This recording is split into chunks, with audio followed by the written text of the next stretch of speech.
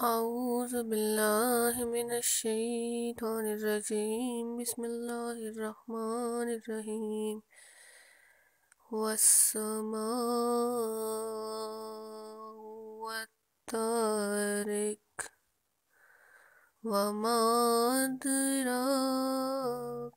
ما الطارق النجم الثاقب إن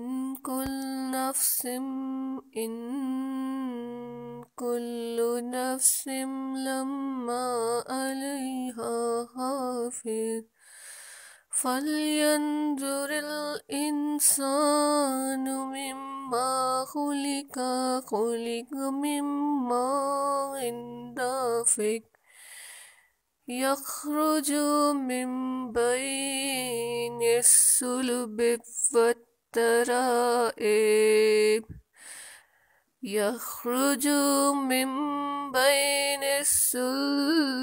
والترائب إنه على رجعه لقادر يوم تبلى السرائر فما له من قوة ولا ناصر والسماء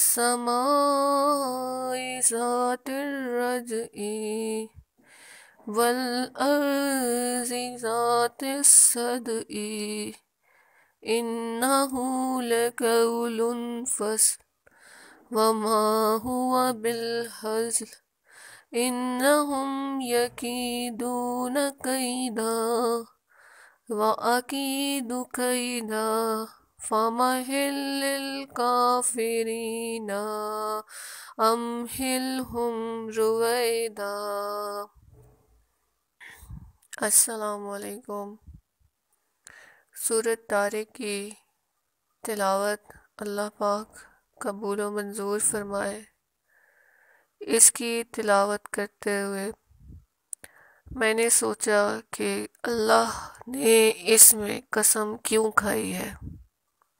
قسمیں تو رب باری تعالیٰ نے جا بجا قرآن پاک میں کھائی ہیں، تو جب ہم کسی چیز کی قسم کھاتے ہیں تو اس چیز میں کچھ نہ کچھ خاصیت یا کوئی نہ کوئی نشانی ایسی ہوتی ہے، اور وہ نشانی ہی ہمیں رب تک پہنچاتی ہے، اور رب ہمیں کہتا ہے کہ جب تم نشانیوں سے ملاتے جاؤ گے تو سمجھو کہ میری طرف آتے جاؤ گے۔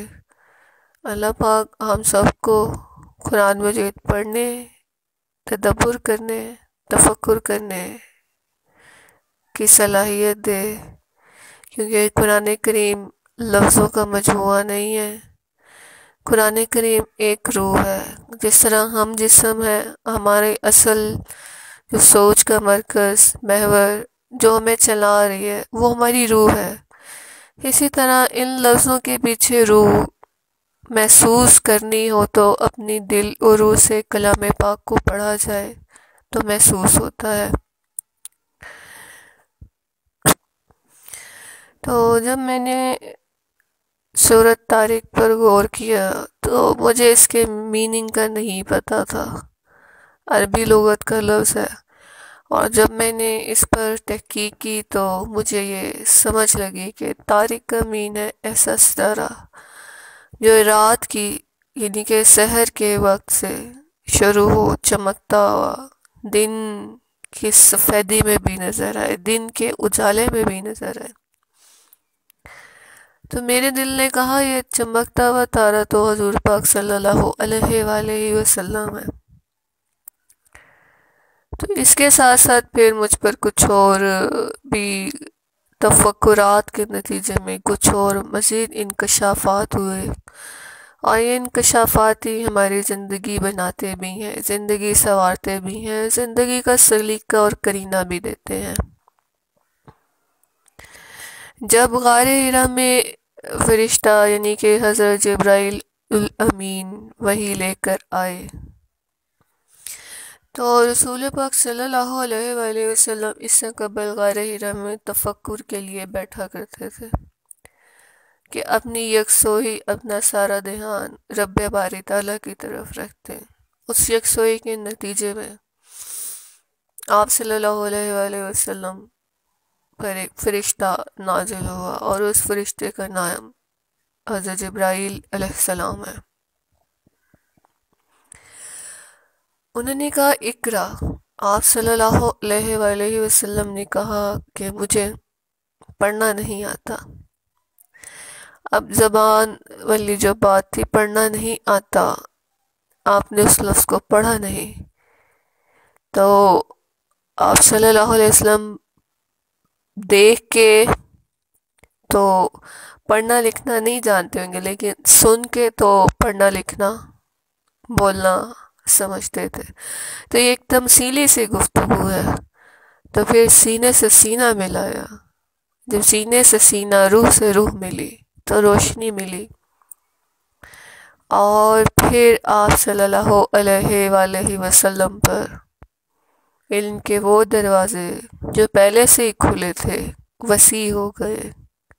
اس کی وسعتیں اتنی لامتناہی ہیں کہ ہم ان کی حد اور ہمارا شعور اس کی حد بندی کر بھی نہیں سکتا۔ تو وہ پہلا مقام تھا روشنی کا، اور اس روشنی جو درس درس ہوتی اندر روح میں داخل ہوئی تو روح کو علم حاصل ہوا، تو رب نے پکارا یا ایھا المزمل، تو رب نے کہا کہ اے پیارے کملی اوڑھ کے چلنے اور کملی اوڑھنے والے۔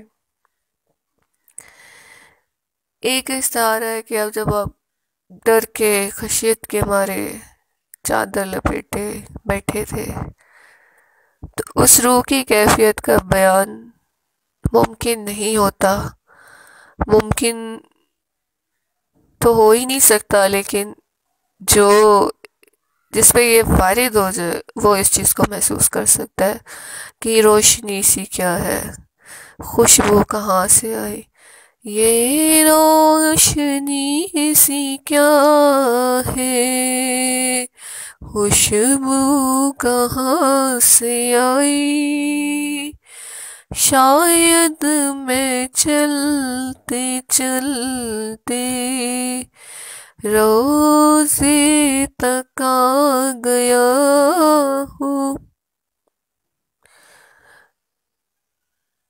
اب ایک صبح صادق ہوتی ہے اور ایک صبح کاذب ہوتی ہے، ان میں فرق اتنا ہوتا ہے کہ جب ہلکی سی ایک سیاہی کو چاک کرتی ہوئی کرن جا ملتی ہے، اور ہلکا سا کرن جب نمودار ہوتی ہے تو ہم کہتے ہیں کہ صبح ہونے کو ہے، حالانکہ ابھی چاروں اور سیاہی سیاہی ہوتی ہے اور اذان شروع ہو جاتی ہے۔ ایک وہ وقت ہوتا ہے کہ جب مکمل سیاہی چھٹ جاتی ہے، تو جب وہ سیاہی یعنی روح کی کالا رنگ حجابات جب سارے ہٹ جائیں، صبح ہو جائے، تو اس صبح کو اس طرح قرآن پاک میں رب پاک نے فرمایا یا ایھا المدثر قم فانذر وربک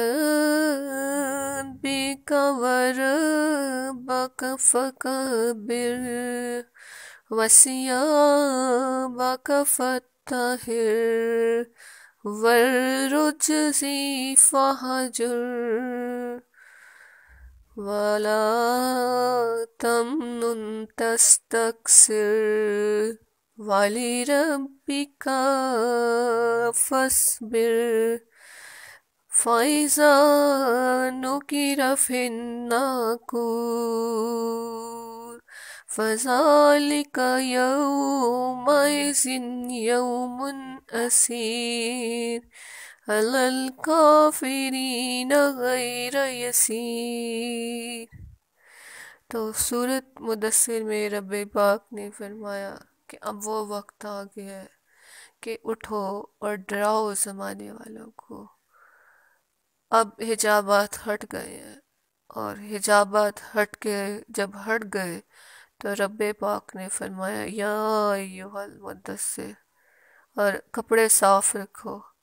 کپڑے روح یعنی روح، دل، نیت، سب کچھ، تاکہ دل کے اندر کوئی برائی نہ آئے۔ ظاہری پاکی بھی ہے، باطنی پاکی کا بھی کہا، حالانکہ حضور پاک صلی اللہ علیہ وآلہ وسلم اخلاق کے بلند درجے پر فائز ہیں۔ اس اخلاق کے بلند درجے کی قسم رب پاک نے قرآن پاک میں اس طرح کھائی ہے، نون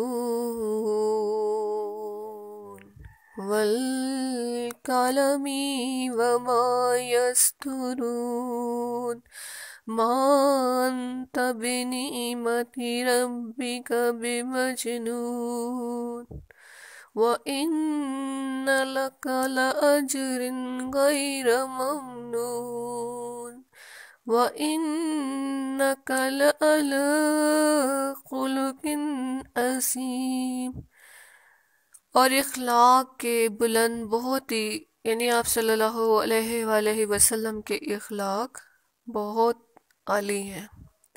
اس کے باوجود رب باری تعالیٰ نے فرمایا کہ اپنے کپڑے صاف رکھو۔ یہ ایک قسم کی تاکید تھی، حالانکہ آپ صلی اللہ علیہ وآلہ وسلم کو اتنے بلند اخلاق کی حامل ہستی کو اس کی ضرورت نہیں تھی، لیکن ہم جو ان کے فالوورز ہیں ہمیں تو اس کی شدید ضرورت ہے، کیونکہ آپ صلی اللہ علیہ وآلہ وسلم کو دیکھ کے ہم نے اپنے آپ کو سنوارنا ہے۔ تو ان کو جو تاکید کی جا رہی ہے وہ دراصل ہمیں کی جا رہی ہے، اور ہم نے سنورنا ہے، ہم نے اپنے کپڑے بھی صاف رکھنے ہیں۔ پھر